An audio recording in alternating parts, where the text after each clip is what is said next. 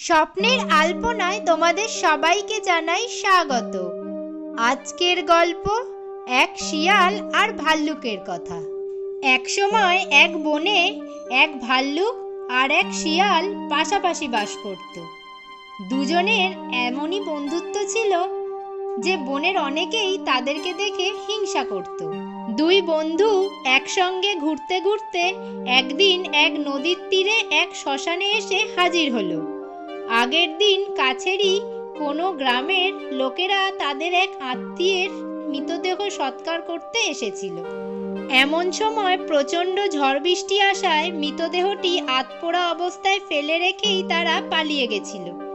শিয়াল ওই মৃতদেহটি দেখে মহা খুশি হলো এবং ভাল্লুককে বলল, আহা, আজ কার মুখ দেখে উঠেছিলাম! ওহ, দেখছো কি হিষ্টপুষ্ট মানুষের দেহ! চলো চলো, আমরা গিয়ে এখুনি ওটা খাই। বলতে বলতে শিয়ালের মুখ দিয়ে লালা পড়তে লাগলো। ভাল্লুক শিয়ালের কথা শুনে হেসে বলল, তুমি খাবে খাও, আমি তোমার মতো নীচ নই। আমার পক্ষে মরা মানুষ খাওয়া দূরের কথা, স্পর্শও পর্যন্ত করি না। ভাল্লুকের এই রকম কথা শুনে শিয়াল কিছুমাত্র লজ্জিত না হয়ে তৎক্ষণাৎ বলে উঠল, বন্ধু, তুমি যা বললে সবই ঠিক, কিন্তু আমার কথা হচ্ছে, তুমি যদি জ্যান্ত মানুষ দেখলেই তাকে মেরে না ফেলতে, তাহলে আমি জোর গলায় বলতাম তুমি আমার চেয়ে উচ্চ শ্রেণীর প্রাণী এবং মহৎ।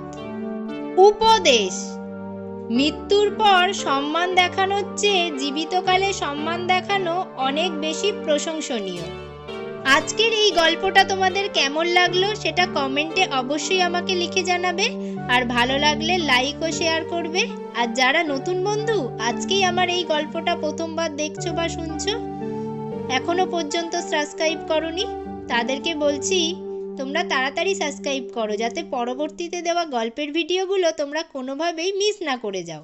আজ তাহলে এই পর্যন্তই থাক, দেখা হচ্ছে পরের ভিডিওতে আরেকটি গল্প নিয়ে। ততক্ষণ পর্যন্ত তোমরা সবাই ভালো থাকো এবং সুস্থ থাকো।